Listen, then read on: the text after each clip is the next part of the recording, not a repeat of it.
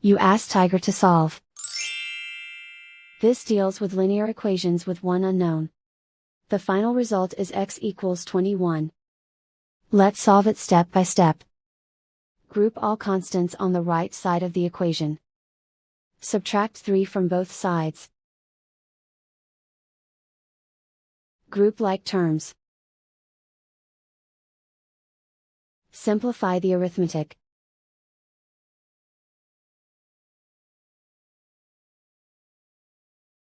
Isolate the x. Divide both sides by -4. Cancel out the negatives. Simplify the fraction.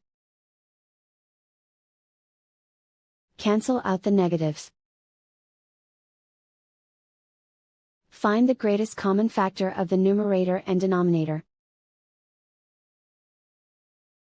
Factor out and cancel the greatest common factor. And so the final result is x equals 21.